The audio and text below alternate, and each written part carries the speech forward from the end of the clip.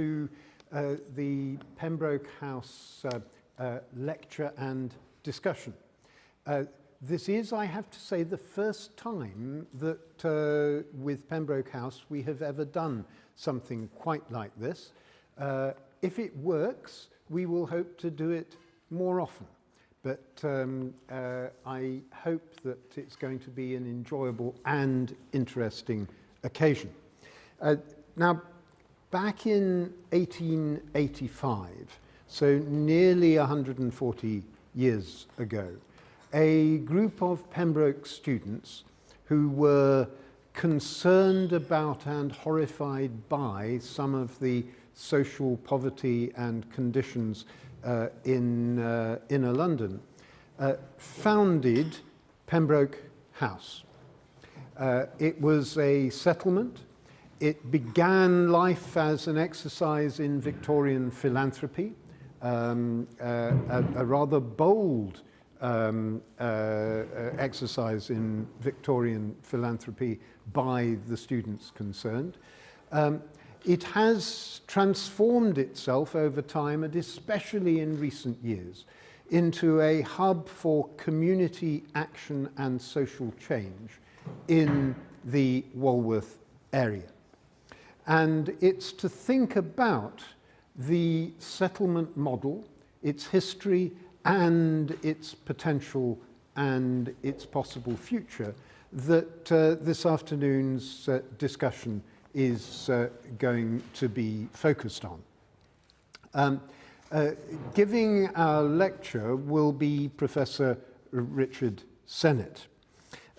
Richard currently serves as chair of the United Nations Habitat Urban Initiatives Group. He's an advisor to the Secretary General on climate change and its impact on cities. He's a senior fellow at the Center on Capitalism and Society at Columbia University, and he's visiting professor of urban studies at MIT. Perhaps even more importantly than any of those titles, he is also a visiting scholar here at Pembroke College at the moment. Previously, he founded the New York Institute for the Humanities. He taught at New York University and at the London School of Economics, and he served as president of the American Council on Work. Over the course of the last 5 decades, he's written a huge number of books about social life in cities, changes in labor and social theory. His books include The Hidden Injuries of Class, The Fall of Public Man, The Corrosion of Character, The Culture of the New Capitalism, The Craftsman, and Building and Dwelling. Richard grew up in the Cabrini Green housing project in Chicago. He attended the Juilliard School in New York, where he worked with Klaus Adam, cellist of the Juilliard Quartet. He is, I have to say, as well as being an incredibly distinguished academic, a rather fine cellist. He then studied social relations at Harvard, worked with David Reisman, and independently with Hannah Arendt. Richard will be talking for about half an hour or so about the settlement movement and its future. We will then have a conversation between Richard and Frances Foley. Frances is the deputy director of the progressive think tank and campaigning organization Compass. She's a resident of Walworth, and she spent 2 years as a resident of Pembroke House, living locally and contributing to community projects as part of that arrangement. Pembroke House, I have to say, continues its incredibly useful and important work now. After Frances has had a curated conversation with Richard, we will then throw things open to questions and comments and observations from the floor, and we will also be able to have some questions coming in online. We have quite a number of people watching us online. They will feed their questions through. They will come through to Francis, who will interrupt me as I'm choosing questioners from the floor in order to make sure that we also include questions that are coming in online. So, a warm welcome to all of you. It's wonderful to see you here, and over to Richard. Thank you.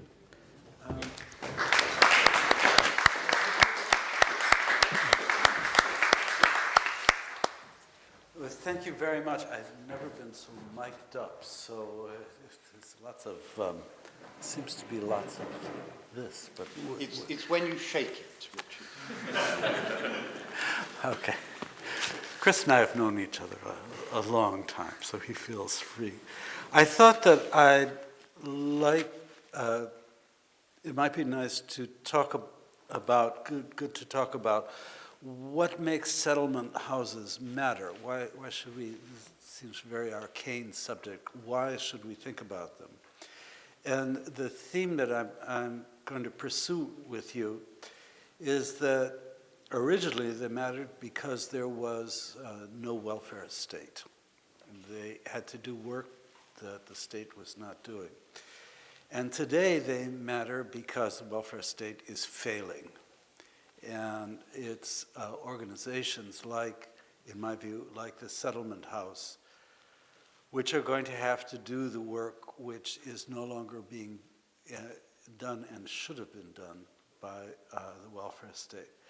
As Chris mentioned, this is a subject close to my heart because I grew up in a housing estate that was largely one of those, what you Brits call a sinkhole estate. I've never known what that means, which was largely kept going by its settlement house.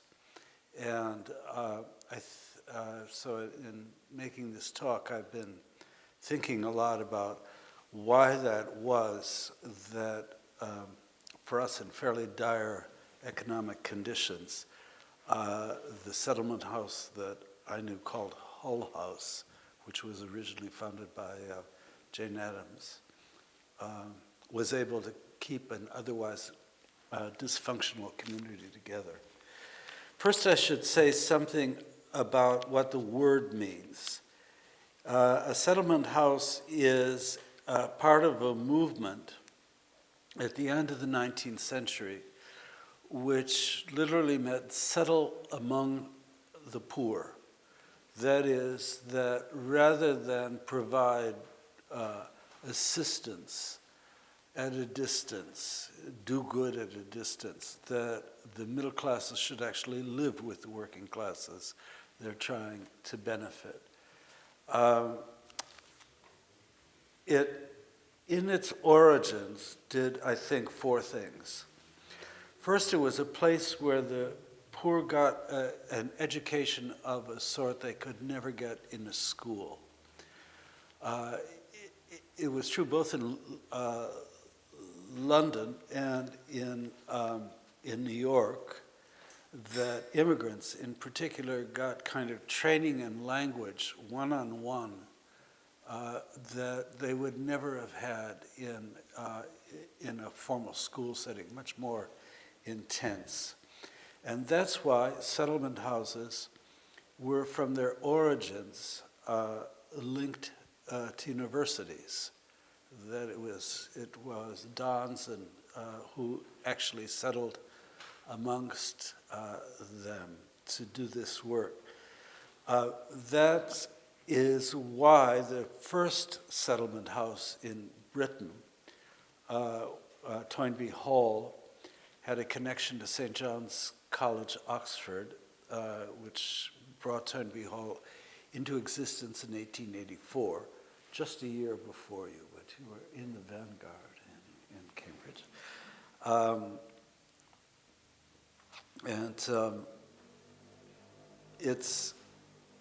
It's also a reason why there was a kind of a narrowness of vision in settlement houses. Settle among the poor was a kind of work that people who were already disposed to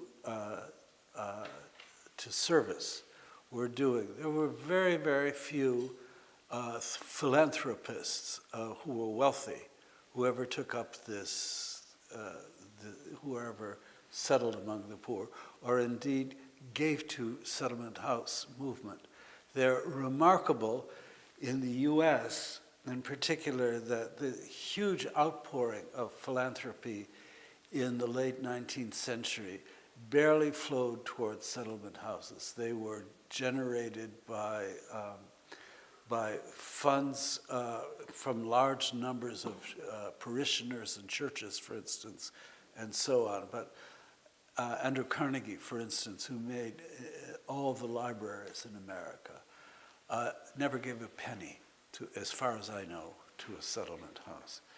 So that's why there is this historic connection between the university and the settlement house. It's because their primary mission was to give people an education they couldn't get in school. The second mission was providing health care. And this is a very murky subject because, as we're now learning, the first settlement houses in their medical provision were largely giving people birth control and occasionally abortions. That they did a work that any doctor, particularly with abortions, would lose his or her license by performing. I have a couple of students working on this now, and it seems that there was a kind of association of midwives who made connections to doctors who took young women in distress, as it was called. That's a young women in distress is a synonym for pregnant. So the settlement houses did that, as well as do things that were much more mundane, like chuck children for cavities. Something that, there was no welfare system to do that, you know? That kind of preventive care. The third thing that settlement houses did from the beginning on was provide a connection between the poor and art. And this is where my own settlement house came into the picture in my life. I was a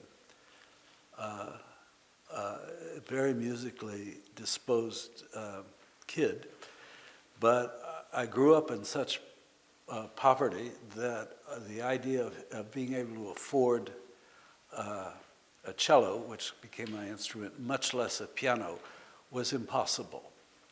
And so it was my settlement house that actually found the musical instruments for me and for other kids who were musically inclined or musically gifted to actually play. Again, this is a failure of late 19th century schooling. You've been fortunate in Britain that you have this school tradition of choral singing, you know, which is great. But that didn't exist for us, and neither for us nor for you was the notion that a 5-year-old should have access to a violin. You know, that was a middle-class dream. The piano, which is, it's a bourgeois instrument. Every proper home had a piano. And one of the ways you could tell class in the 19th century was whether there was even an upright piano in the house. This was a symbol of having left the working class. So there was a very strong connection to that. The settlement houses in Scotland were also very orientated to developing people's ability to draw and paint. I don't know whether that was Macintosh or not. Who knows? But it's that kind of thing that poor people would never have had a connection to, which a settlement house made possible. And I should say in that regard that the fact that they were houses, that there were buildings rather than just organizations, disembodied organizations, meant that activities like putting an orchestra together, running language classes, were all possible. The house was the focus of this kind of community. And people who lived there, like Beveridge, who went on to be he lived in I think he lived in Toynbee Hall. I think that's right. He's not one of yours. Who went on to create the welfare state, had rooms there, they slept there, they could frequently escape. But the notion is that a settlement house is a house. The fourth thing that doesn't quite fit into this physical envelope is that the fourth point of a settlement house was for training in good behavior. And I'm going to come back to that in a moment. What it meant was that most of the women who were in work in the late 19th century were servants.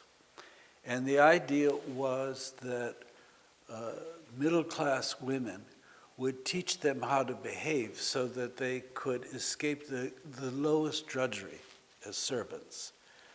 You know, we can snoot at this, but if you've got to make your living, you've got to find some way as a woman to go forward. To learn how to read and write meant that when you were a servant, you could, for instance, become a housekeeper rather than a scullery maid. And that was a very important issue. That's the gender side of the settlement house. Very important. It trained people for work which was a notch above pure manual labor. That's what it did. It got women out of the domain of pure manual labor.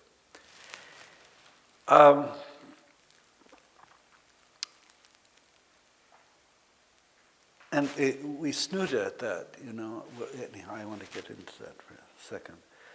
The second thing I want to say to you about this, I go on forever on this, so you just shut me up when I talk too much. The settlement house was actually two models. There was one model, which I think yours was, which was a religious foundation, a religious orientation in the beginning. In the States, where I lived in the west side where I grew up in the west side of Chicago, there was a settlement house called Mother Cabrini Home, and that was a place where the Pope sent Mother Cabrini in 1878 to create this house in order to make good Catholics. The point of it was all the four things I've described were except for the abortion, obviously, dental would have been fine, I'm sure. They were a means to the end of making people religious. And the other model of them was the model of Jane Adams and Hull House, which was not necessarily secular, but in which the actual social and economic activities which went on in the settlement house were the point of it. It was not a means to an end of faith. Now, of course, we'd all think, well, there's nothing to choose between these two models. Obviously, we'd want the Jane Addams thing, in which the activities themselves count. And it's not so simple.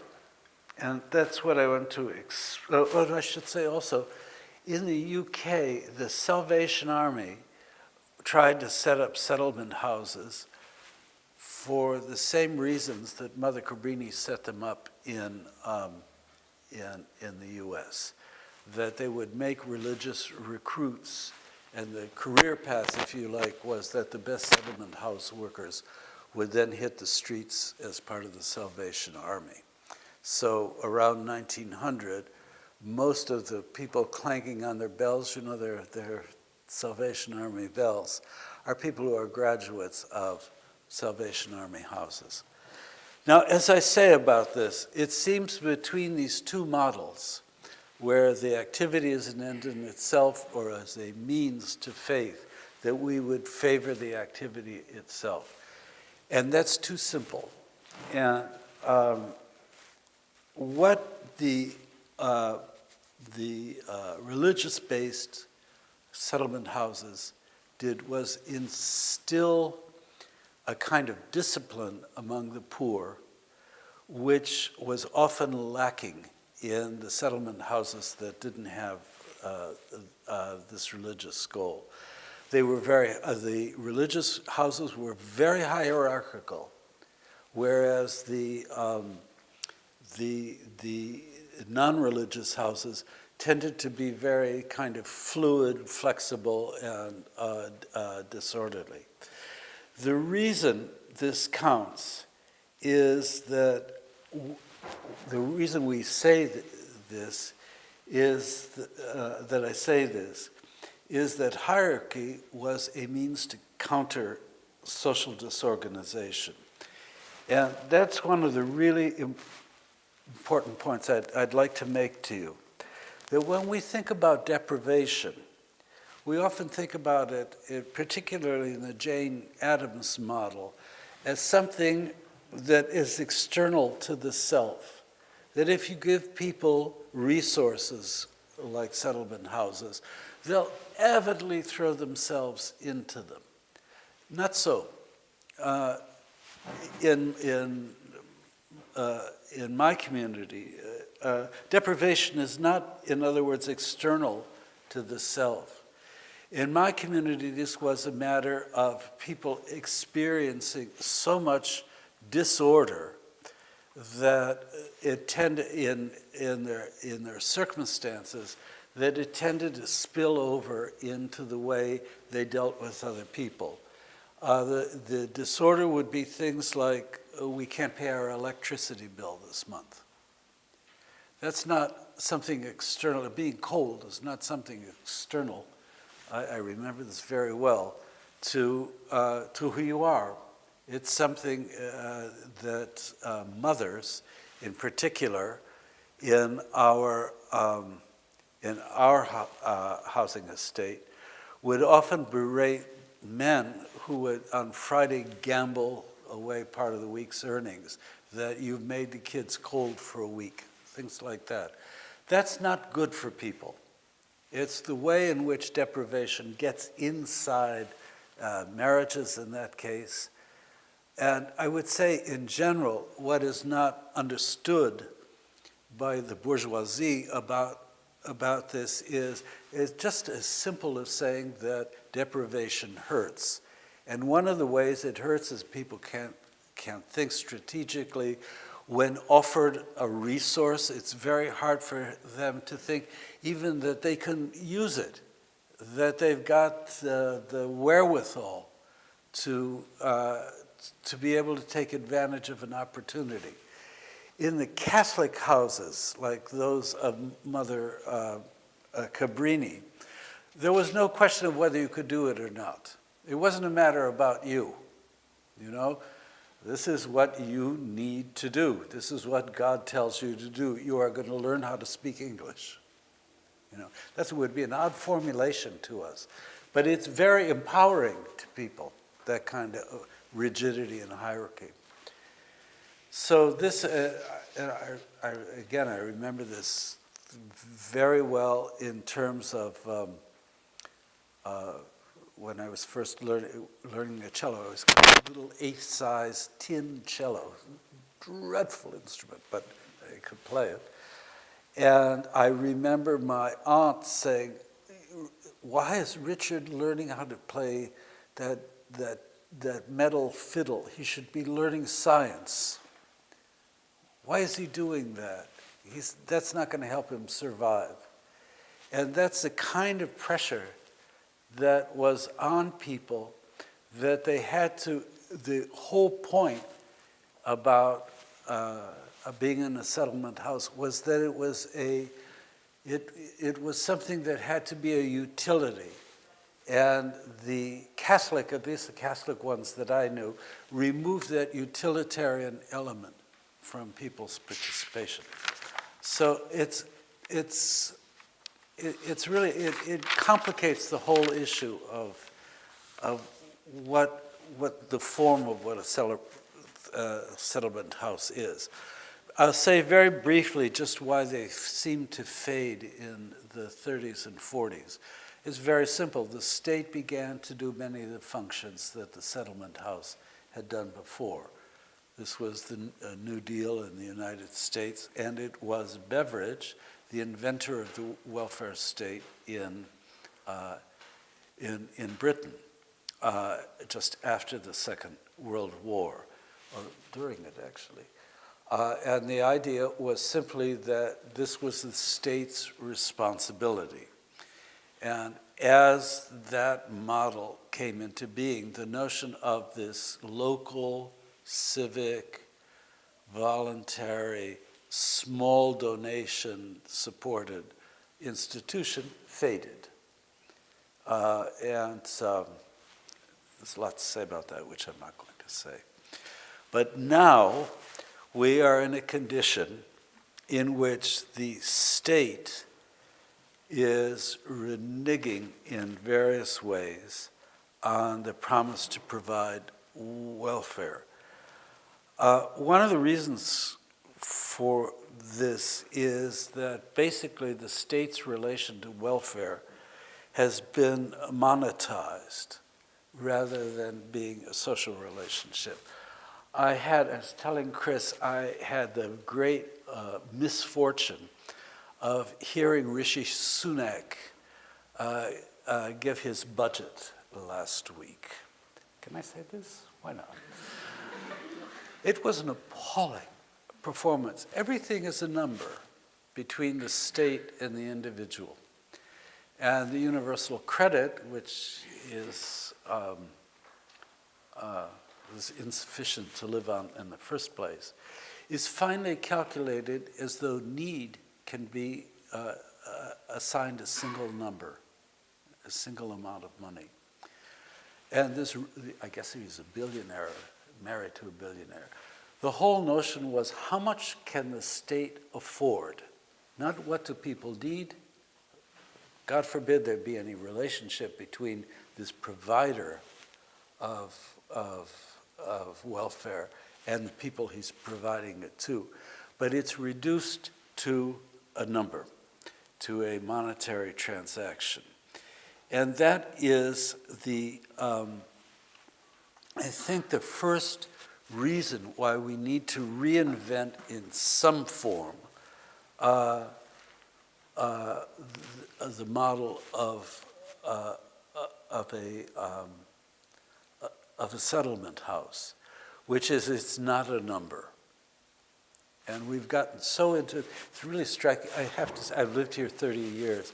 I've never quite, to me, Britain seemed very enlightened with things like Sure Start. Do you know what that is? It was a program for young people. Whatever it takes to do it seemed to be the mantra. In the 30 years, and I think Brits are very generous people, but when I listened to this speech, I thought, it's a form of oppression, this numericalization of a number. And this is something new to me, and maybe to you, in your experience of British society under this right-wing numbers, right-wing party. The other thing that makes a settlement house model of some sort relevant is the fact that poor people are becoming more and more communally isolated. And that's true in the States and as Britain as well.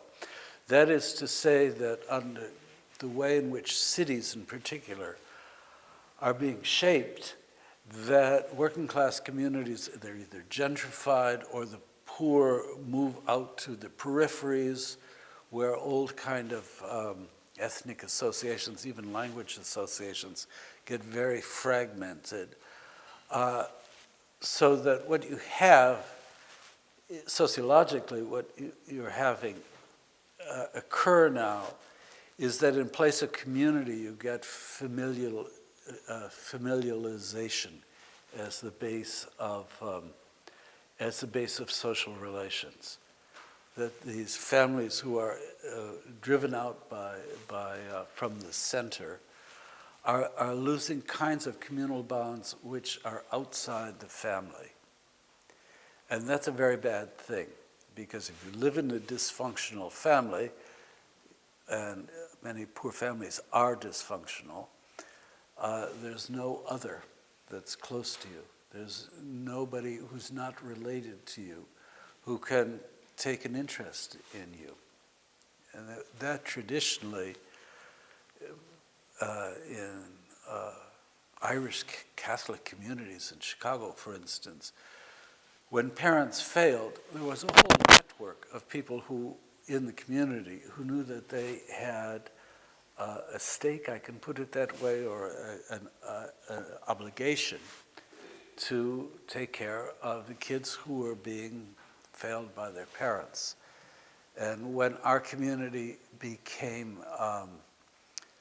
sort of gentrified, split in half, that kind of care just disappeared. So both because communities working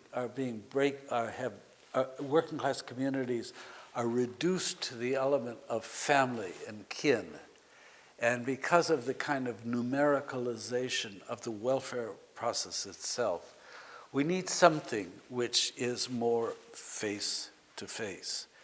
So the last thing I'd like to say to you, am I going over my time? Okay. Is, I forgot. Well, you are, but it's great stuff. So. As how to renew. And basically, my notion is that we need Cabrini without religion. That is, we need highly disciplined forms of this face-to-face relationship, taking the religious element out of it. That what we don't want is spontaneous, amorphous, fluid communities. That's, as a formerly poor person, that's what I can tell you would be the worst bourgeois sin to do. You should be free, do what you want, and so on. A modern instance of what I have in mind was something called El Sistema, which was fabricated by José Abreu, originally in Venezuela. And El Sistema, it's meant for musicians, musicians like me who were very poor when they were growing up. And the system is that in line with training somebody how to practice and learn a musical instrument, you help the family understand how those same routines of practice, delayed gratification, cooperation, and so on, will enable the young kid to flourish, but the family also to flourish. There was no distinction between art and social organization in El Sistema. It's produced amazing musicians, like Gustavo Dudamel. Do you know who he is? A conductor of... but beyond that, it has been in Venezuela and also in Colombia, where it, well, I'll tell you how it worked in Colombia. Colombia was in the midst of a civil war for the last 4 or 5 decades. The only areas, poor areas, that seemed to be a little resistant to this were in places in Medellin or in Bogota, where this model of El Sistema worked.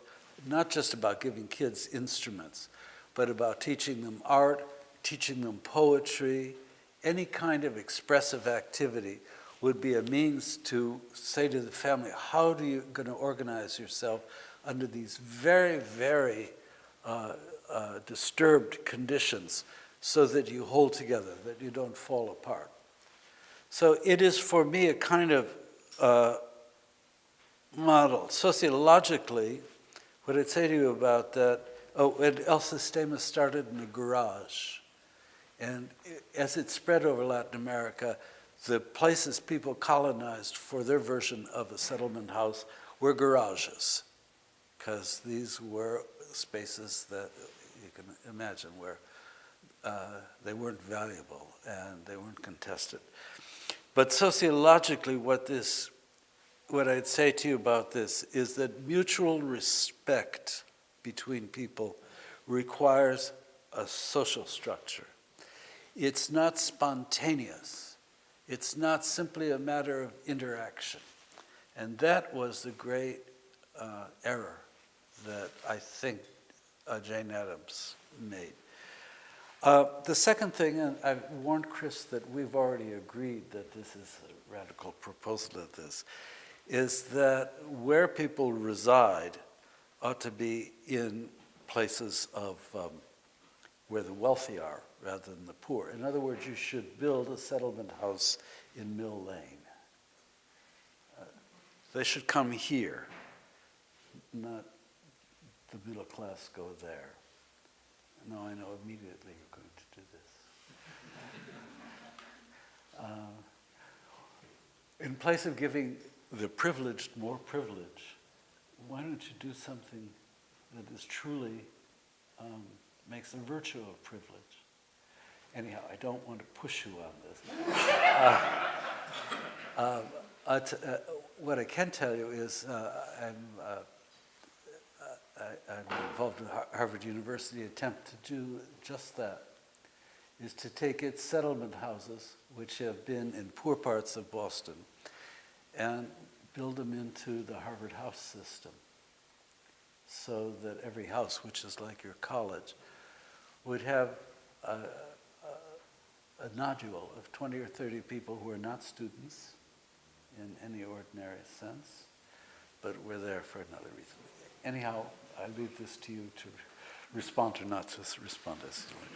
The last thing I'd like to say to you has to be what I think sociologically a settlement house can do in relation to the government.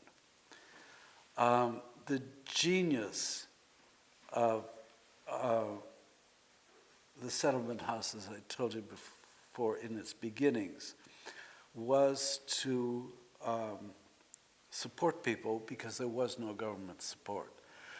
Now I think its purpose is to support people when government fails them.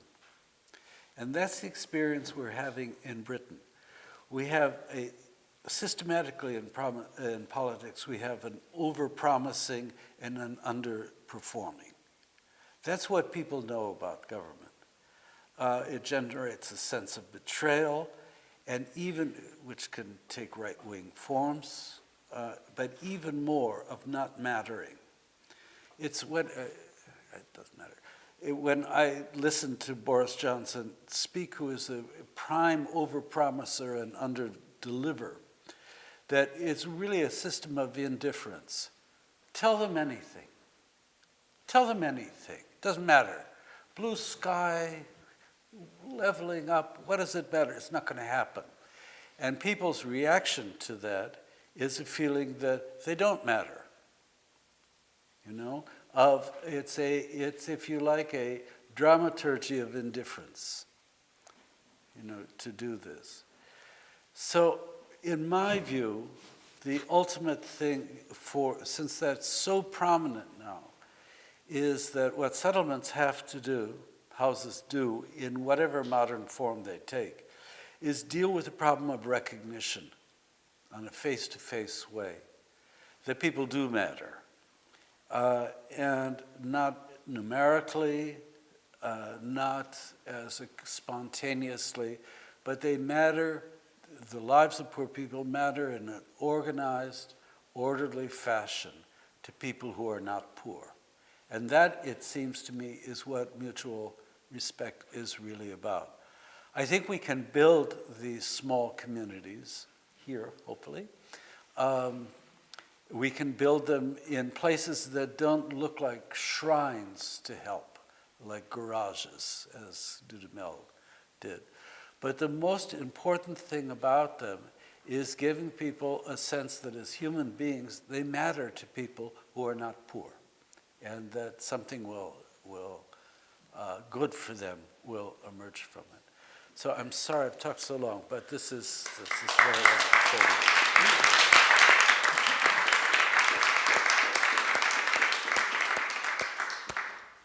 Thank you, Richard. Now, Francis, you're going to have an initial conversation, and then we will throw things open to the floor. Yeah, and I'll promise I'll be quick to get so some sorry. questions in. No, that's all good. Firstly, Is it turn on this the on. top? There we go. Yeah. Is that good? Yeah. So thanks so much, Richard. There was so much to pick up in that. And my first question is a really simple one. And it's based on the fact that when I joined Pembroke House, I didn't know anything about settlements, which wasn't a surprise to me. But the more I talked to a lot of other people, and at my organisation, Compass, there are a lot of people in and around our circles who are kind of historians of the labour movement. They understand institutions, they understand trade unionism, the suffragette movement. Settlements never appeared. And so the question that I always get asked is, why haven't I heard about settlements? And especially given the strong impact I think they made, and if you trace it back to people like Attlee and Beveridge, you can see a kind of tradition there, which I think it has got lost. But it almost feels to me like a bit of a conspiracy theory. Why is no one talking about settlements? Why do they not have a place in the history? And if they were so impactful and so significant, why do we not talk about them now? Wow. I wouldn't say it's a conspiracy, but what I would say is it's a kind of deformation on the left to think, that you actually live what you believe. And that's what a settling among the poor was, that you made the commitment that you're going to live what you believe. And I'm left-wing myself, I shouldn't sound like this, but it seems to me it's a sort of disease of the bourgeoisie to have passionate opinions, but live your life somewhere else. Yeah, absolutely. And I think this is something that I felt like was offered at Pembroke House from the very start, which is to say, come and be in it. Don't just contribute to it. And so this is why I think the point you made about housing and residency is really important. So the idea was that, especially in cities like London, I think there's a question about inequality, but there's just a general question about alienation and isolation.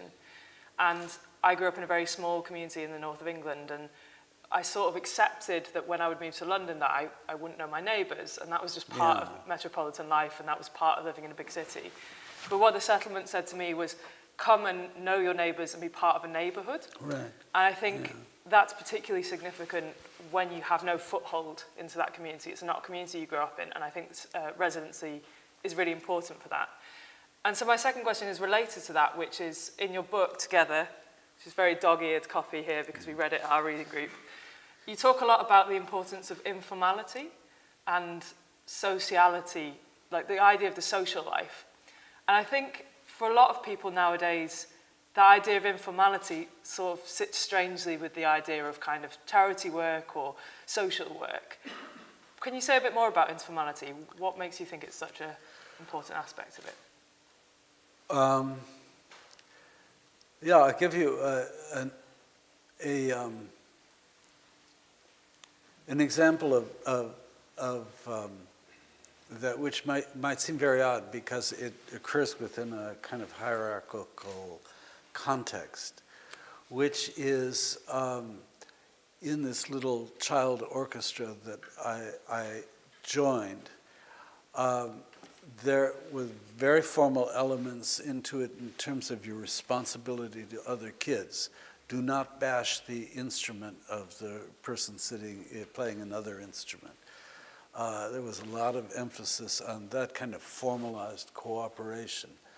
But there was an immense amount of time given to this activity. So you might be rehearsing formally for 40 minutes, and then there'd be an hour where there was food, the sort of thing we're going to do in due course. And a good settlement house is never overscheduled. It wastes time. It's very hard for bourgeois people to deal with. Mike knows all about that. Yeah. You just hang out. And hanging out is valuable. And so people ask about Mother Carini's settlement houses. How come they're open until midnight? It seems very odd that something that opens at 9 in the morning stays open to midnight. That's actually an important part of the experience of being there. Time slows down. Definitely. And it reminds me a lot of another book we read in the reading group is The Great Good Base by Ray Oldenburg. Oh, yeah. Which I just think has that idea of hanging out really strongly. And to me, links back weirdly to that idea of people's lives feel ever-increasing speed, and that links also to the idea of numericalizing people's lives. People are always on the clock, even when they're not on the clock. And I think a lot of people had that experience in the pandemic and since the pandemic, that this question about time, and I think that's something that as a society we're looking at now, how people spend their time. But a lot of what people were really missing in the pandemic, it seemed to me, was that hanging out. You would go to the pub or the cafe, or you'd sit around after your group communal activity and just hang. And I think that's something that settlements need to make space for, and literal space as well as sort of physical space. Well, one thing the earliest settlements did in that way was that the medical groups for women were also places women just could go. They were specific in Hull House. They were sort of at the end of one corner. People just go there and stay, even if they didn't have a medical condition. And it's, Tories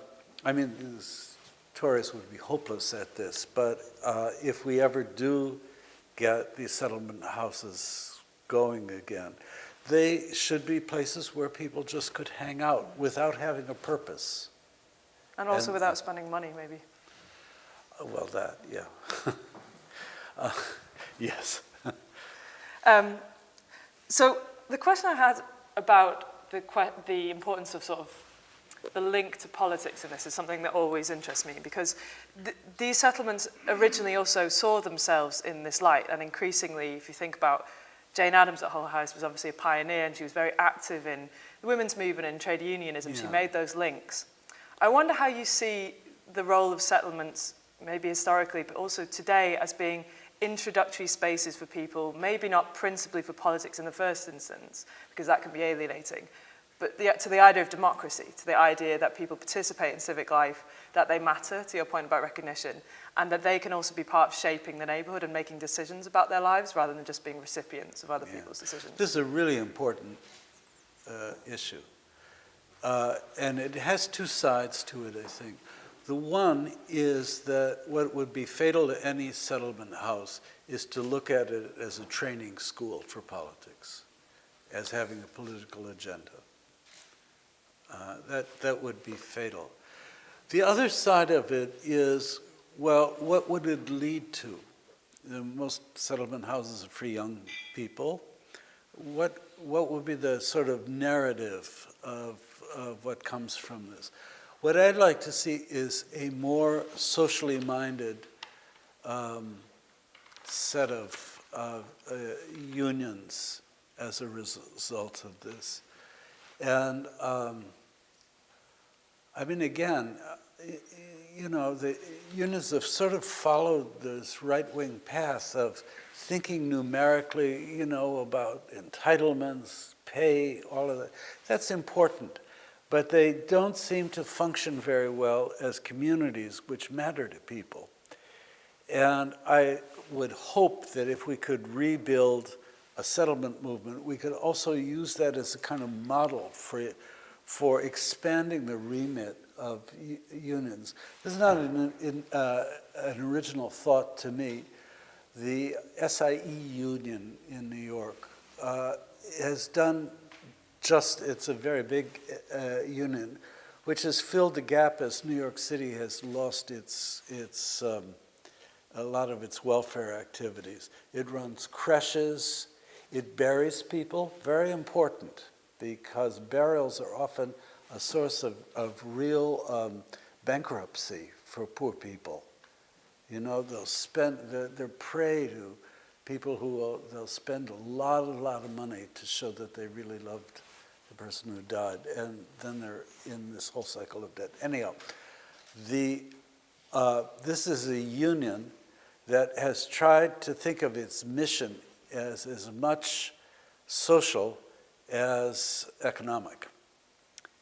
And so I don't know if we could ever rejuvenate the experience people have in settlement houses. I think we could expand the kind of what is a union for to also doing this kind of social work. It's a terrible, I know there are no students here, but if there are any listening, they're not internal or whatever. The notion that politics is the ultimate destiny of action is a terrible, terrible thing, that what really counts in the end is political action. This is real upper middle class-ism. What counts in the end is that people feel that they've had a life that mattered to them. And given the fact that most politics, you accepted, will in the end betray them, it's very important that we have models in civil society which are not political. That's my view of this. And maybe something we can discuss. You would have made a great Hull House director. Still And time, then Chris. there's still time. We're looking at real And life. then you took this completely false trail into the political realm. Anyhow, I think that's a really important thing about this, that we have to get out of, when we think about social action, that its ultimate destination has anything to do with parliaments, you know. So. I just have one more question, and then I know that we've got some from the floor because I can see them loaded up. And it actually relates exactly to that point. So you touched on it when you spoke earlier about the role of settlements and helping think through this negotiation between the state and the people. And I would also add the market into that. So yes, the market, the state. Course. And a lot of people's experience of the state can be quite brutal, as well as of the market. But I also think post-pandemic, there's been a sort of maybe a reevaluation of the role of the state in lots of good ways and bad. But speaking as someone who's also on the left, I think it's an interesting and kind of fraught tension with the role of settlements. So I know that in Walworth, in Walworth at the moment, so what Pembroke House is also trying to do is think through how the settlement can act as a sort of bridge and connector organisation between the state institutions, which often can feel very distant, very rigid, and very anonymous. But also, we think the state has a role in people's lives. So, and I'm interested in the fact that on the right, and I won't say too much more about this, but on the right at the moment, there's a big sort of talk about community, right? And interestingly, it goes often hand in hand with promotion of austerity culture, which is actually just communities just should be running everything, which we see a role for the community in pretty much all of the services, but at the same time, that allows the state to renege on its promise, as you've said. So how do you see the settlement in this new guise, especially post-pandemic, when people are trying to renegotiate their relationship to services? You know, is it a substitute for the state? We would say not. Is it a complement? Or is it sort of like the Pembroke House logo, a bridge organisation between state and individual? But that can often be quite difficult. Yeah, very. Well, I'm a kind of extremist on this because the capacity of right-wing states to do harm is now so great that I think that people need to, and all of this is kind of garbage language, community, people supporting themselves and so on.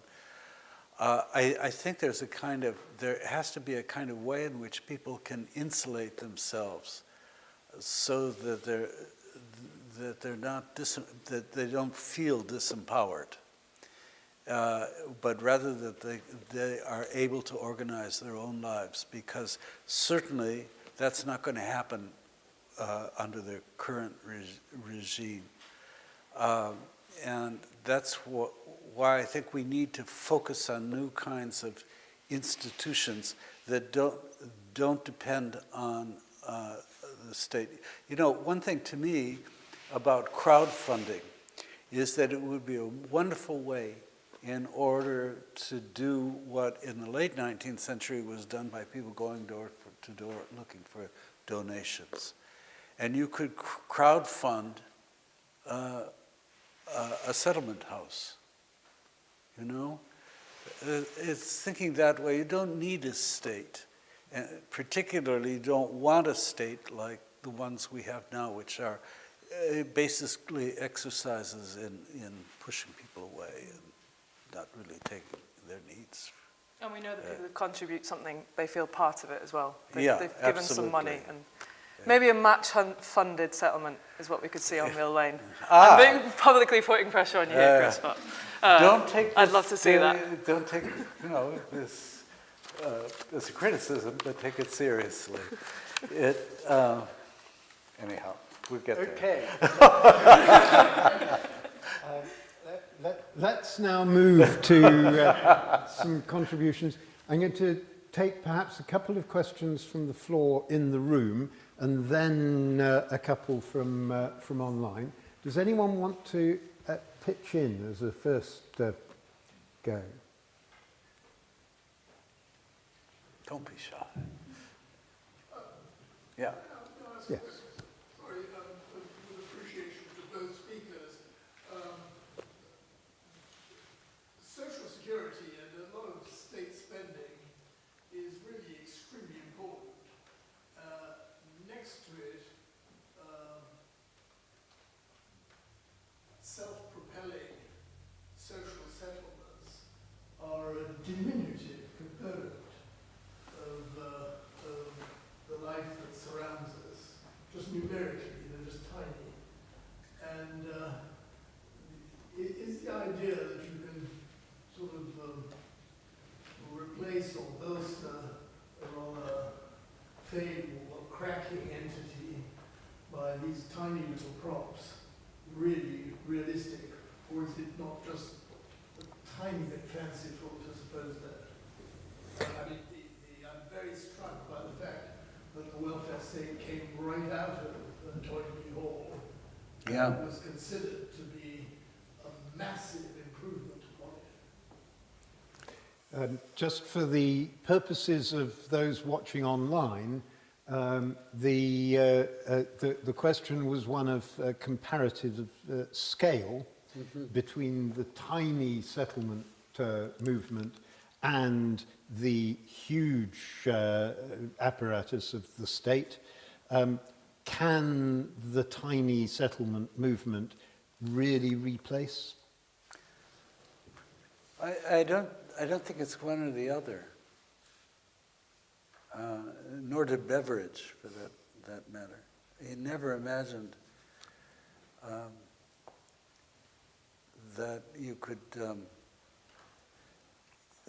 that what he was creating was a set of communal relationships. I don't think it's either money or community in terms of scale. I mean, I would say that the kind of big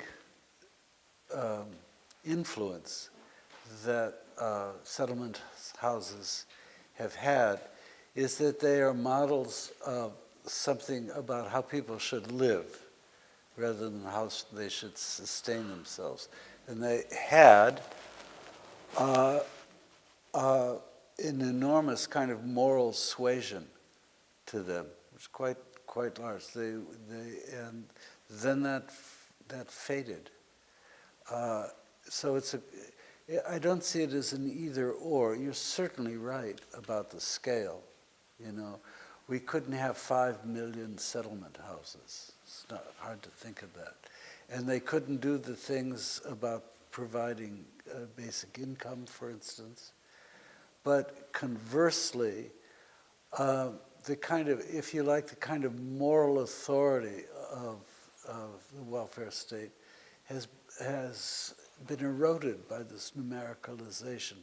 It's not one or the other. It's a different kind of experience.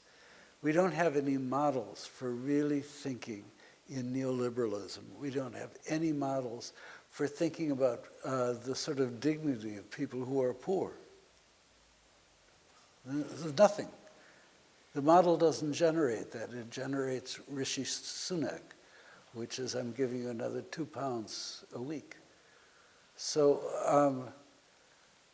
we need them for that reason, that they're a kind of moral standard about how society should deal with inequality.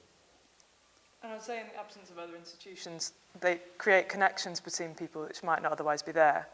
So, and the ripple effects of those can be quite big. And I think I go back to what you've said, Richard, about without the religious institutions, without the religious institutions holding that together, and without the state.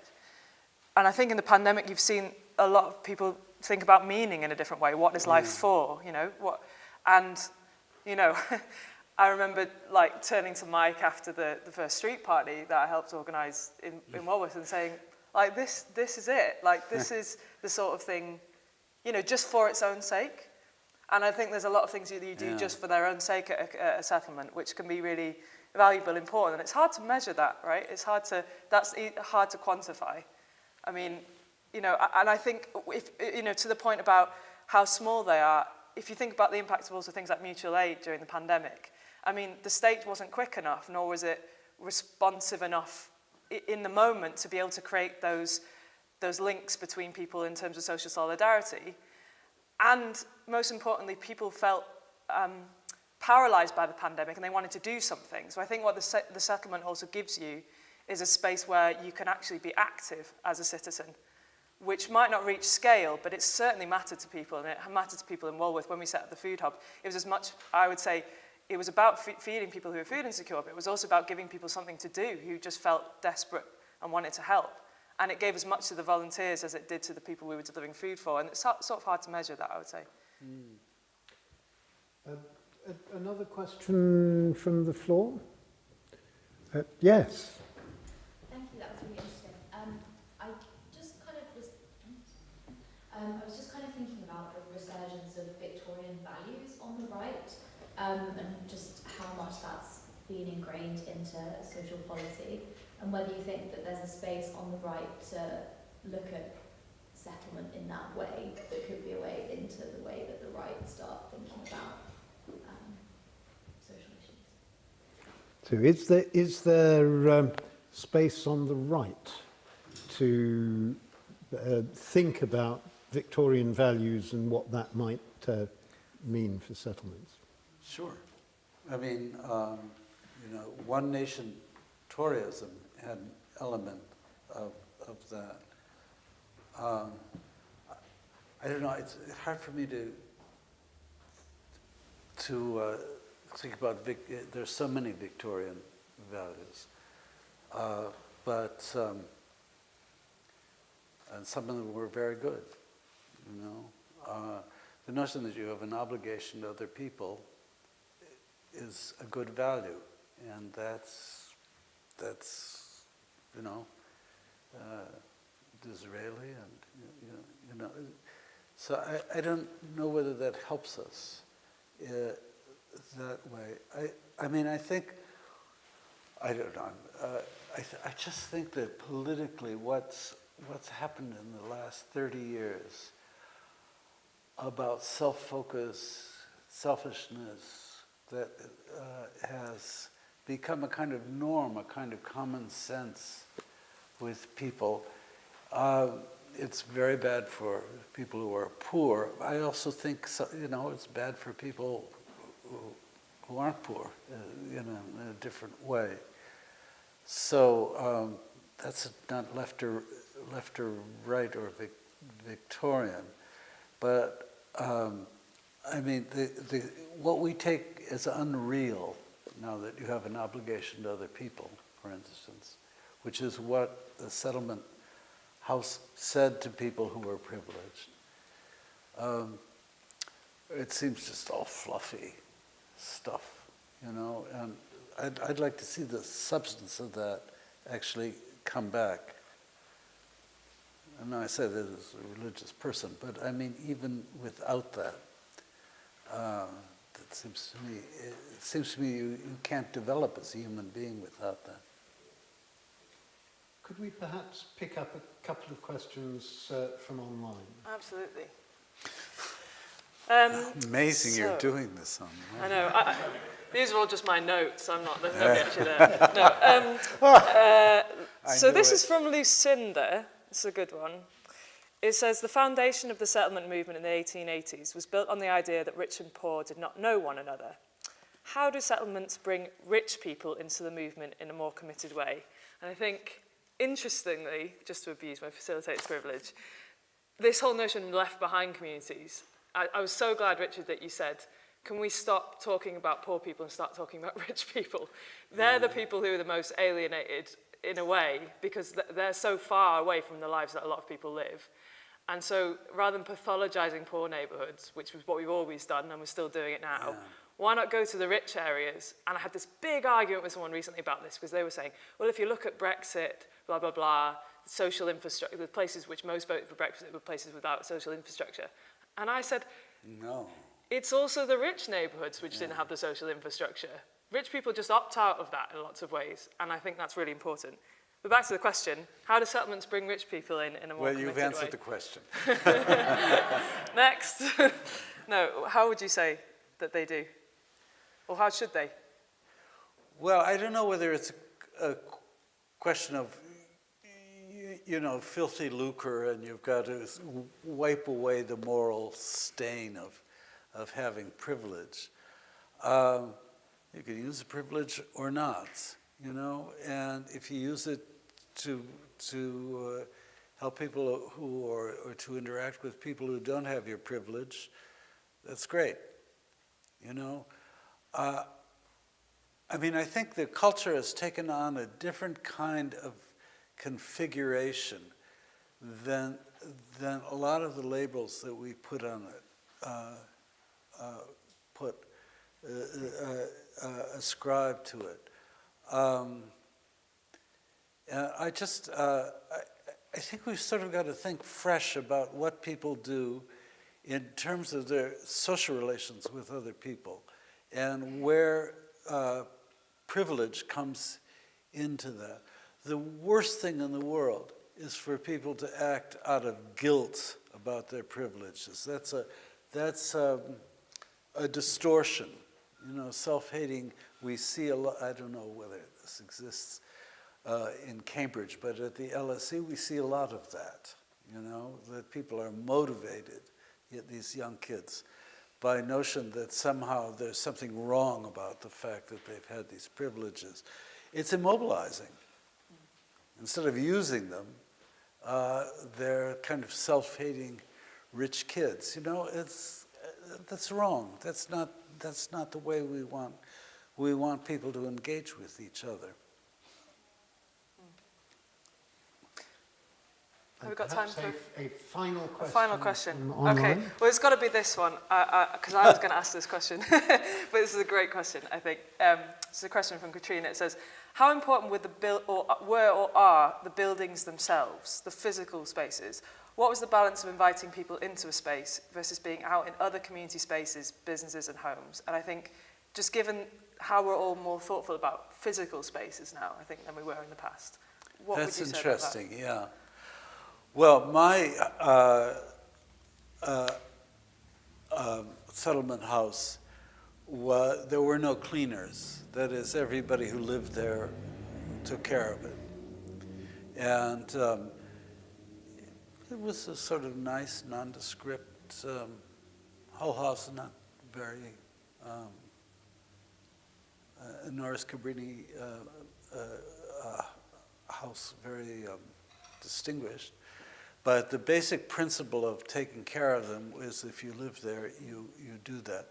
So people cooked, there was a very minimal kind of support staff because the house was, just like a house.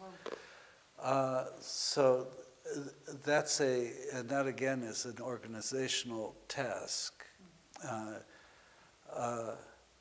But I think the Abreu, it really struck me when I am involved in that on their board, that you can make any place work like this. What in most housing estates where the physical estate is collapsing, the residents are seldom asked, because they're not seen as competent, to actually do what's failing by the contract cleaners or something like that. In America, it's actually illegal for residents to take care of certain basic activities in the housing estate themselves. I'm not sure what. I don't know what it is in Britain, but that's the kind of mindset you want to change. And you could do that in college. The kids be responsible for their own space rather than. Yeah, it would be dirty. It would be dirty, maybe, or maybe it would be super clean. You don't know. But I mean, again, it's the notion of the issue is about feeling empowered as a person.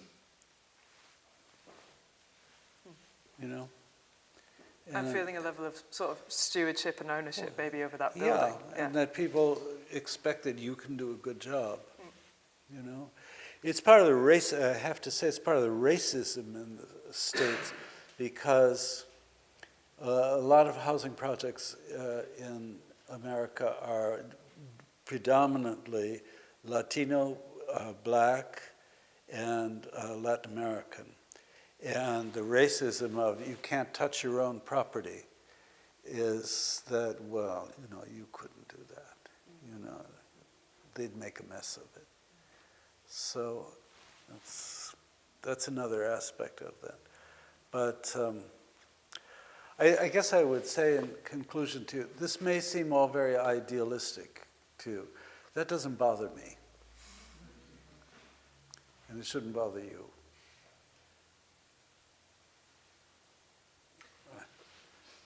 Okay, I think it's probably the moment to draw things to a conclusion and indeed have a drink and eat some of the sandwiches and things that are at the back of the room. Richard and Francis, you've given us an awful lot to think about where the settlement movement came from, where it may perhaps go.